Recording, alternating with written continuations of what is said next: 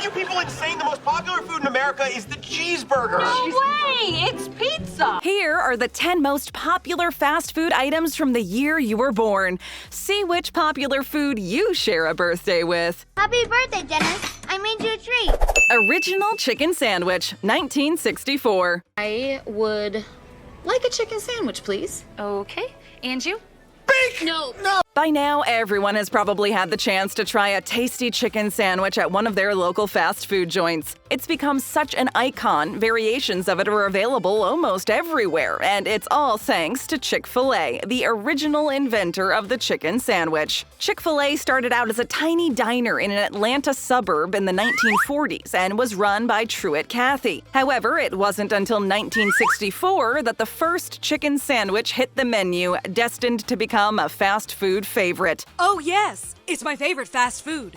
What was the winning recipe? A piece of boneless chicken breast, hand-breaded, perfectly seasoned, and pressure-cooked, served on a buttered bun with 2 pickles. This cooking method became the standard in the chicken sandwich game, with countless fast food restaurants trying to compete with Chick-fil-A's winning formula. So if you were born in 1964, you are lucky enough to share your birthday year with one of the most famous, game-changing fast food items of all time.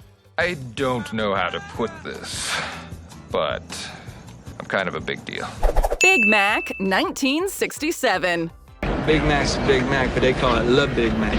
Staying in the 1960s, the Big Mac saw the light of day in 1967 and was created by franchise owner Jim Delagatti in Pittsburgh, Pennsylvania. The Big Mac was originally created to compete with the rising popularity of Burger King's Whopper. McDonald's needed something just as big and just as tasty. Thus, the Big Mac was born. Delagatti used ingredients that were already available in the kitchen to create his masterpiece, from the 2 all-beef patties, lettuce, cheese, to the pickles and onions. Oh, well, except for the sesame seed buns. Those he snuck in himself. All he needed to do after that was come up with the special sauce, and the deal was done. I'll have the Big Mac, please. Great joy. Today, the Big Mac has become an integral part of McDonald's menu, and an estimated 900 million Big Macs are sold every year around the globe, which rounds up to about 2.4 million per day. In 2018, there were even McCoins given out to celebrate the burger's 50th anniversary at 14,000 participating locations. If that's not something to brag about, then we wonder what is.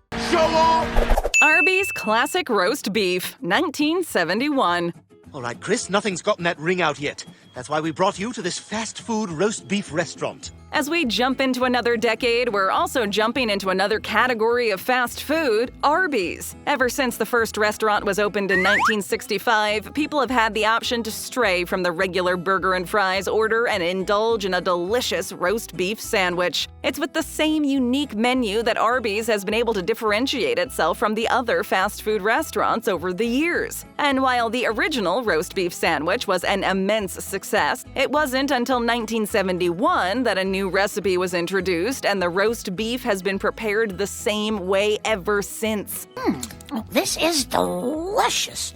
The beef is marinated, slow-roasted, and thinly sliced before it's piled onto a toasted sesame seed bun, along with Arby's special sauce and their horsey sauce. From this one very simple formula, dozens of variations have been invented, with each sandwich just as tasty as the last. From the beef and cheddar, a cheesier take on the classic roast beef sandwich, to the Meat Mountain, a sandwich consisting of every single meat that Arby's sells, including the freshly sliced roast beef. Arby's is based on people's love for meat and shows no signs of slowing down anytime soon. Hi, I'm eating roast beef. It's delicious. Subway BMT, 1975. Exactly.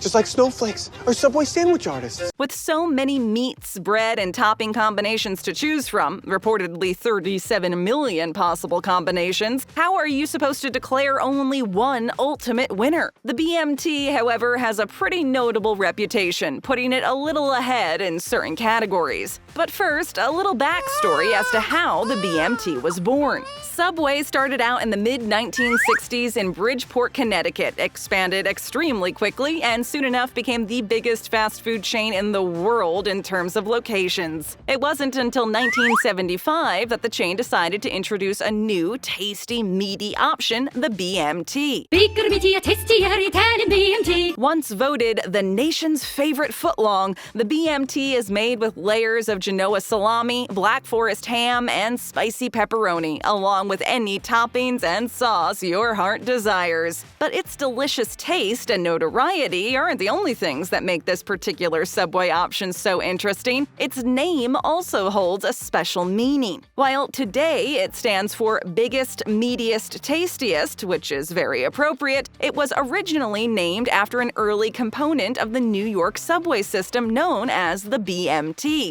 Brooklyn Manhattan Transit System, to go along with the chain's transportation theme. Is this Subway the transportation system or Subway the sandwich shop? The McRib, 1981. The McRib is back! You know you've done something right when the entire internet goes crazy when you announce another limited-time return of one of your menu items. In McDonald's case, that item is the McRib. Yes, the famous pork sandwich that's been on and off the menu for years. The McRib was originally introduced to the menu in 1981, and surprisingly enough, it wasn't much of a success at first. In fact, it was considered a major flop for the chain, since it had to compete with not only the burgers but also the newly released Chicken McNuggets. Sales just didn't stack up, and the item didn't reach as many people as McDonald's had hoped. It's over, mission failure. And in 1985, the Golden Arches finally pulled the plug on the sandwich. As years passed, some stores here and there would sometimes have it on the menu, and it eventually tried to make a comeback in 1991, but that was all in vain. The craze had yet to be reached. That is, until the Flintstones movie came out in 1994. Thanks to the movie tie-in, the McRib finally found its time to shine and has now become an occasional guest star on the McD's menu. The McRib is made with processed pork meat covered in a tangy barbecue sauce with onions and pickles, and still gets fans very excited every time it returns. Oh my God! Okay, it's happening! Everybody stay calm! What's the procedure, everyone? Blizzards, 1985.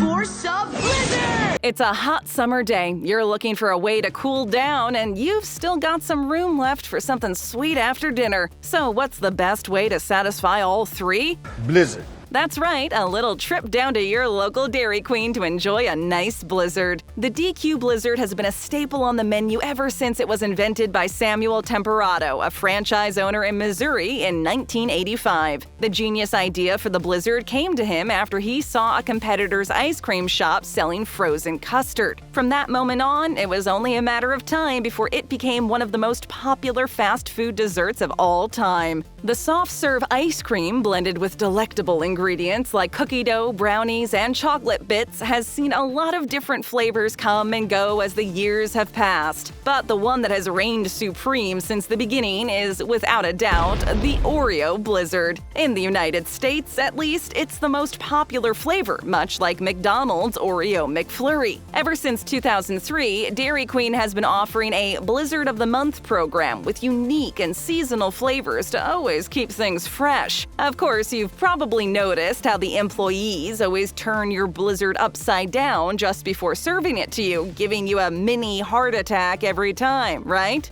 Damn! At certain locations, if they skip this key step, they owe you a free Blizzard. Free food!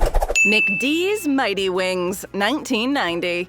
McDonald's is getting serious with real chicken wings called Mighty Wings. McDonald's seems to serve up every single thing the average American could ever crave while on a fast food run. Burgers, fries, soda, and chicken nuggets. What more could you want? Well, as it turns out, there is one significant gap McDonald's has never been able to fill, and not for lack of trying: the craving for wings. Back in 1990, the chain tried to get into the chicken wings game by releasing their Mighty Wings. crispy wings in boxes of 5 or 10. Chicken wings have been a classic American food for ages, so it makes sense why McD's would want to offer its own version. And while their heart was in it, the results were less than they had hoped for. Very disappointing. Some people complained that the wings were simply way too expensive and pricier than the other items on the McDonald's menu. While this bump in the road hurt the wings in the long run, they still had a fairly successful run until 2003, when the chain finally let the mighty wings fly away. However, they made a brief comeback in the US in 2013 with a new spicy breading, but people still found a way to chase them away once again. To this day, the mighty wings are still greatly missed by the true fans and represent a turning point for McDonald's. Hey, they do chicken wings. I love chicken wings. Breadsticks, 1992. The breadsticks. Me likey breadsticks. Me likey. We can all agree that a trip to Domino's is never really complete without an order of breadsticks to go with your pizza. They just seem to get along so well. However, Domino's wasn't the first one to get the ball rolling. Pizza Hut got things started, and Little Caesars and Papa John's quickly followed until Domino's finally stepped in and rolled out its first ever non-pizza item, the breadsticks. Obviously, you can't get breadsticks without a nice side of dipping sauce, which was popularized first by Little Caesars when they introduced the option of adding crazy sauce. From that moment on, marinara and breadsticks became this inseparable combo that helped boost sales in every store. Well, maybe I can give you half a breadstick later. As long as you don't mind a little marinara dipping sauce. Domino's might have been the last one to hop on the breadstick and marinara train, but that doesn't take away any of the deliciousness. If anything, it makes them even more special since they're the last ones to hit the market. But it's still really delicious. It's still savory, right? Stuffed crust pizza, 1995. Like porn and stuffed crust pizza and my Hello Kitty blankie all rolled into one. Here's another pizza-related breakthrough from the 90s, a decade truly made for pizza lovers. When you think about Pizza Hut, multiple items surely come to mind, right? After all, the chain has come up with a lot of delicious things over the years, so it might be hard to picture just one. However, if there's one thing in particular we have to be grateful for, it's the introduction of the cheese stuffed crust pizza. Indeed, Pizza Hut is the pioneer of this tasty 1995 invention, and it's all thanks to Patty Scheibmeer, a former food scientist for Pizza Hut. Apparently, Scheibmeer's bosses thought she was crazy when she began talking about her plan to stuff cheese into the crust. Are you crazy? However, once the pie was released, after 3 years of planning, the execs were proven wrong. The stuffed crust generated more than $300 million in sales just in the first year and became part of the chain's image. Of course, Pizza Hut didn't just stop at stuffing the crust with cheese. They took the opportunity to experiment a little. In 2015, a hot dog stuffed crust pizza was born, featuring 28 hot dog bites baked into the crust. This was followed the year after by a bacon stuffed crust. But no matter what came after, the cheese stuffed crust remains number one. You still are number one. Let's toast to that. Caramel Frappuccino, 2000s. Hit me with a double venti organic chocolate brownie caramel frappuccino, extra hot with 1 inch of foam. And finally, kicking off the 2000s is Starbucks' beloved Frappuccino. Even though the drink was originally created back in 1995, it wasn't until the year 2000 that the drink really got its popularity boost when the caramel Frappuccino joined the menu. The blended drink of milk, coffee, and ice was invented in California by George Howell, a barista with a dream and a blender,